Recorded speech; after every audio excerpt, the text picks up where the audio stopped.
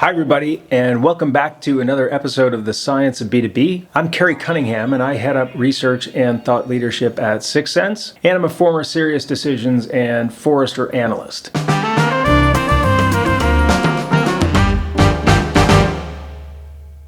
So this is yet another entry in our series on intent data, and this one's also going to have a theme. I'm going back to another 19th, early 20th century poet for this theme. Last week it was Gerard Manley Hopkins. We're going to go with T.S. Eliot this time. And this time we're going to focus on buyers. And the theme is, where is the wisdom we have lost in knowledge? Where is the knowledge we have lost in information? This is from his poem, The Rock. The thing I want to talk about today is the fact that we have just way overloaded our buyers with information. And we know this from our buyer experience study. So in that study, we found that the average buying team of 10 people is evaluating 4 vendors, and it takes 11 months for that evaluation. 7 of that months where they're on their own before talking to sales. And they have over 4,000 interactions, on average 4,300 digital and human interactions across that buying journey. That's a lot of going to get content and coming back and comparing and doing all of that.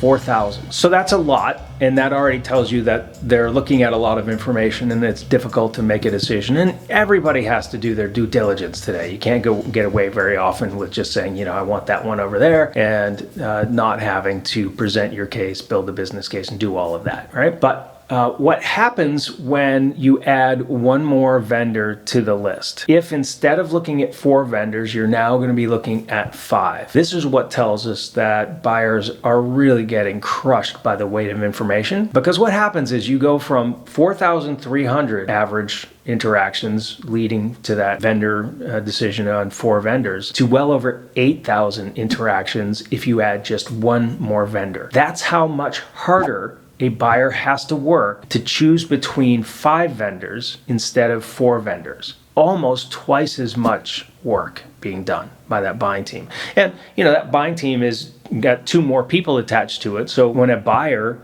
is looking at more vendors, they add more people to the team. Now they may not be thinking, well, we're doing 5, so let's add. But because they're looking at 5, they end up adding 2 people to the team on average. And each one of those people ends up having more interactions than the smaller team would have had if they were looking at just 4. Now, this works exactly the same way if you go down to 3. Buyers that only evaluate 3 vendors have many fewer interactions, 1,000 or so fewer interactions than they would have if they were looking at 4. So we know that buyers are just getting crushed with information that they have to parse through, figure out what matters and what doesn't in order to make their decisions. So why am I telling you this today, or so what?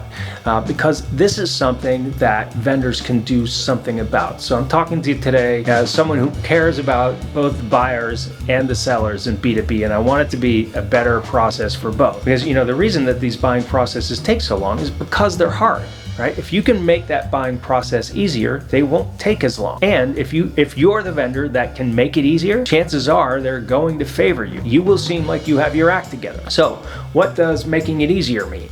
Well, I know a lot of B2B technology providers in particular who go out of their way to invent new ways of talking about what their solution does. In other words, they're trying to differentiate themselves. Everybody needs to and wants to differentiate themselves. But when you differentiate yourself based on how you talk about what you do and the language that you use and the words that you use, then you start to make life difficult for your buyers. And I have been incredibly guilty of this in my lifetime, and I'd say even particularly as an analyst. Like I would say, I don't like the term intent data. I think everybody should call it interest data, and I would call things interest data, and then people have to go, well, what does he mean by that? And then they have to go look it up and figure it out. Instead of me just saying intent data, even though it's the wrong word and we shouldn't have been using it in the first place. But that's the idea, that we make it difficult on our buyers to figure out, does this thing from vendor A compare to this thing to vendor B? They call it different things.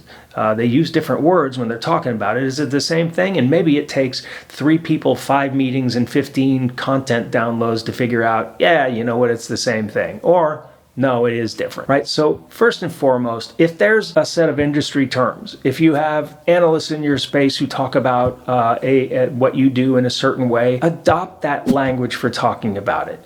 Even if your competitors use it, especially if your competitors use it, adopt that language. Be nice to your buyers. Put yourself in their shoes. Be empathetic. What do they have to do to make a decision here? They have to compare all of this stuff. And if you make it hard, it's just going to take longer. And if you're the one making it harder, then you may not be the one that they look at and say, you know, these guys would be a great partner.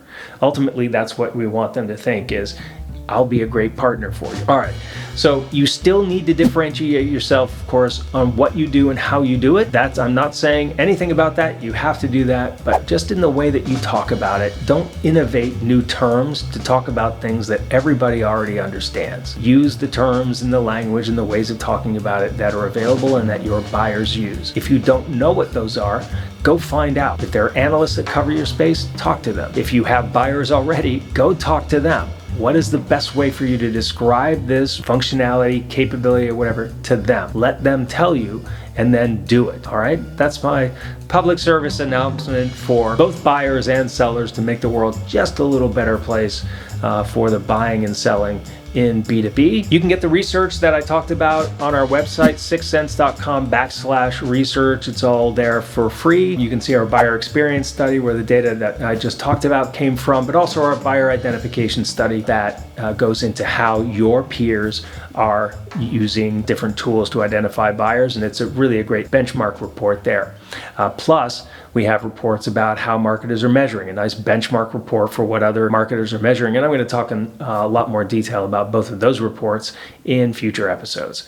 Thank you all very much for your time and attention, and we'll see you on the next episode of the Science of B2B.